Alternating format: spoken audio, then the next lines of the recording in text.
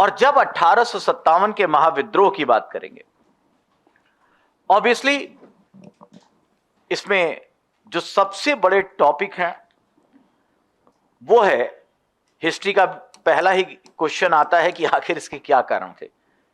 Without causation, कारणता सिद्धांत के बिना इतिहास नहीं है कि क्यों हुआ, है या नहीं।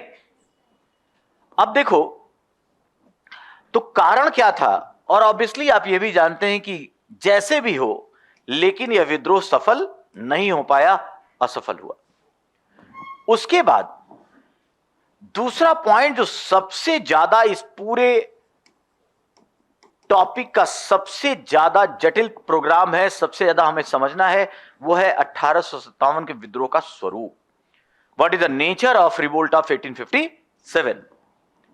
और तब आते हैं खासकर इसका परिणाम ऑब्लिक परिवर्तन या प्रभाव। यहां से भी क्वेश्चन मेंस और प्री दोनों में पूछता है। तो 3 मेजर टॉपिक हैं यहां। अब जब 1857 के महाविद्रोह की बात करते हैं तो सबसे पहले आपके दिमाग में आता होगा, कई जगह आपने देखा होगा, इसे 1857 की क्रांति भी कहते हैं, इसे भारत का पहला स्वतंत्रता संग्राम भी कहते हैं। बहुत सारी बातें हैं, कुछ लोग बड़ी सारी बातें हैं।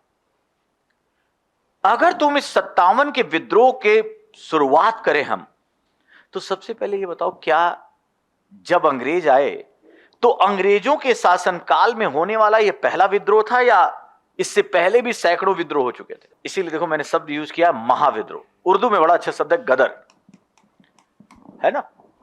1857 का गदर, गदर एक प्रेम कथा नहीं है ना। अब देखो, क्योंकि विद्रोह शब्द सही में बड़ा सीमित है, गदर में इंटेंसिटी है। गदर कैन बी ट्रांसलेटेड इनटू महाविद्रोह, पर विद्रोह एक सीमित है। अगर हम विद्रोह केवल लिख रहे हैं, शब्दों, आप जानते हैं ना, शब्द तो दोधारी तलवार होते हैं भाई।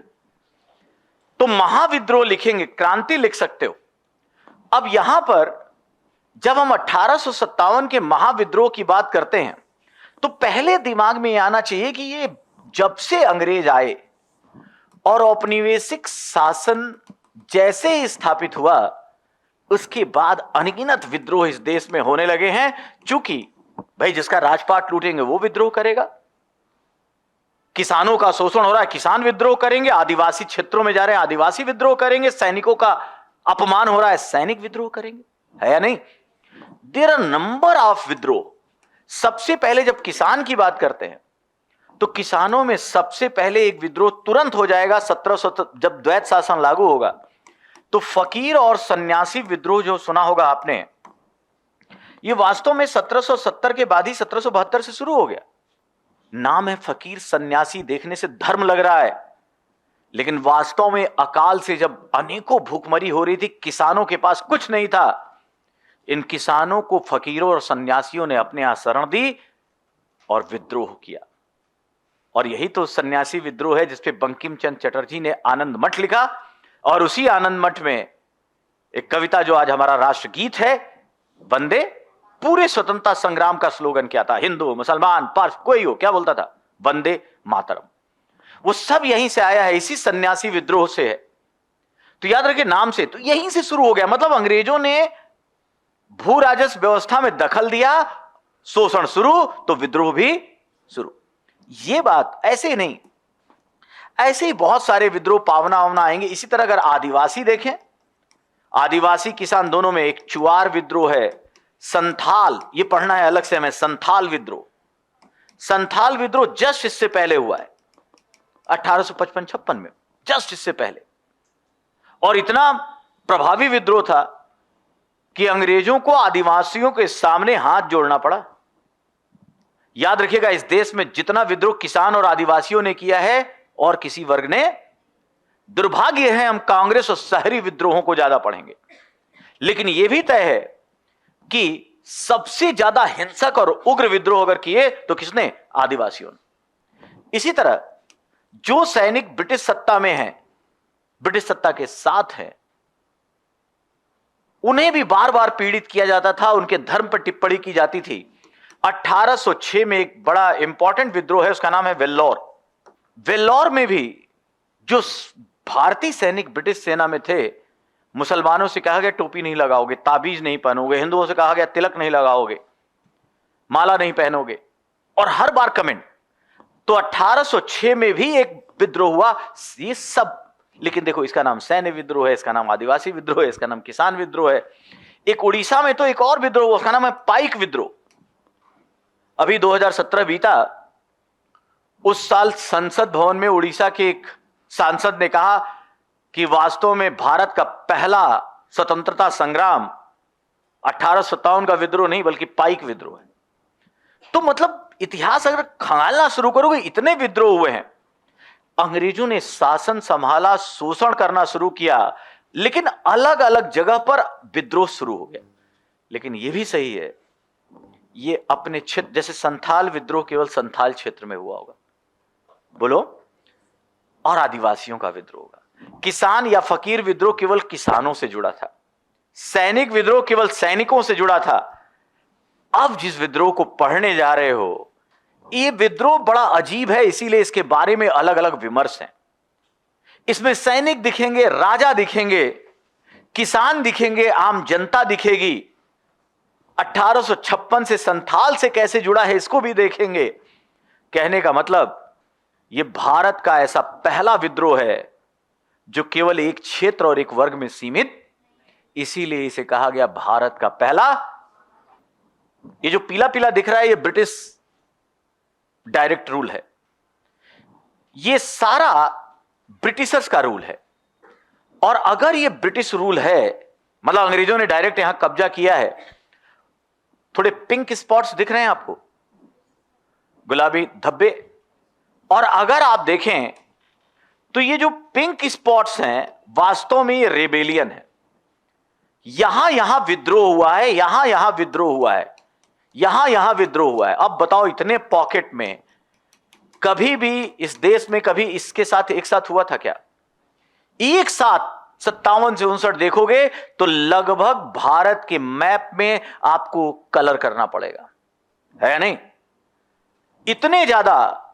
कुछ इतिहासकार ये सब नहीं मानते, लेकिन हमें यहां यहां इवन अब तो चेन्नई में भी पता चल रहा है कि विद्रोह के साक्ष्य मिले थे। थोड़ा एक और अगर हम मैप से देखें, ये थोड़ा कैलकुलेटिव मैप है,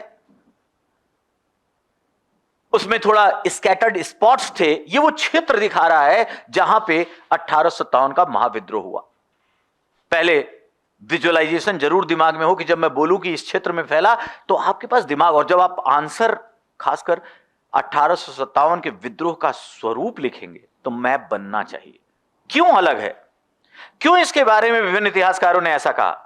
तो ये देखो जो मैप है, इसमें बेसिकली क्या है कि ये जो पीला पीला दिख रहा है, ये सब समझ रहे हो, जो ब्लैंक सा दिख रहा है, व्हाइट सा ना, ये सब ब्रिटिश अंपायर है। ठीक है भाई, 1857 में ये सब ब्रिटिश डायरेक्ट रूल में है। असली बात हमें समझनी है, ये जो है ब्राउनिश, ये बताओ इतना बड़ा क्षेत्र, इसमें रिवोल्ट, ये क्या है? ये रिबेलियन है। ये सब क्या है? विद्रोह हुआ है। ये सब जगह विद्रोह हो रहा है। और यही नहीं, जो डार्क छोटा छोटा पॉकेट है, यहां तो हालात इतने खराब थे, इतना जबरदस्त विद्रोह हुआ कि अंग्रेजों को भागना पड़ा। मतलब जो काले स्पॉट्स हैं, जो छोटे छोटे स्पॉट हैं, वो बताया है कि यहां विद्रोह की इंटेंसिटी इतनी थी कि अंग्रेज वहां से कुछ समय के लिए गायब हो गए। हमारे लिए और आपके लिए जीएस में यह जानना है कि वास्तव में कहां कहां कितने बड़े रेंज में विद्रोह हुआ, रिबेलियन हुआ। तो कम से कम ये बड़ा पॉकेट अब दिख रहा है ना। ये देखो, ये जो ब्लू से स्टेट दिख रहे हैं, लाइट ब्लू, थोड़े हल्के ब्लू वाले, वो ब्रिटिशर्स को सहायता कर रहे हैं। और जो थोड़े डार्क ब्लू हैं, ये सब, ये पूरी तरह अंग्रेजों के साथ हैं, लड़ाई में विद्रोह का दमन कर रहे हैं। क्लियर है? मतलब कई तरह के आपको चार चीजों, और ये सब न्यूट्रल है। आप समझो, जो हरा वाला है ना, ग्रीनिश, वो अफेक्टेड से बाहर है, ना अंग्रेजों से मतलब है, ना विद्रोहियों से मतलब है। फिर से अब मैप देखिए, इस पूरे उसमें ये डायरेक्ट जो पीला वाला या व्हाइट सा दिख रहा होगा आपको, ये ब्रिटिश भारत है। वहां पर ये जो ब्राउनिश है, इतने बड़े क्षेत्र में बड़ा विद्रोह पनपा। जो छोटे छोटे स्पॉट हैं, यहां बहुत ही भीषण विद्रोह हुआ। और बाकी अंग्रेजों का छुप के साथ दे रहे हैं या अंग्रेजों का खुल के साथ दे रहे हैं। क्लियर? तो अब जब हम मैप बनाएं, अगर हम केवल साउथ की तरफ से भी देखें, शुरुआत में माना गया कि नर्मदा के नीचे जो है विद्रोह नहीं था, अब इसको नकारना है। लेकिन एक चीज तय है कि बंगाल बिहार से होते हुए जो अवध का क्षेत्र, लगभग इतने बड़े भाग पर विद्रोह पनपा है। क्लियर है? यह किसी एक क्षेत्र, जैसे पहले क्या होता था, अगर बंगाल या पावना विद्रोह हुआ तो बंगाल के क्षेत्र में भी केवल एक छोटी सी जगह पावना में विद्रोह हो गया। समझ में आ रही बात?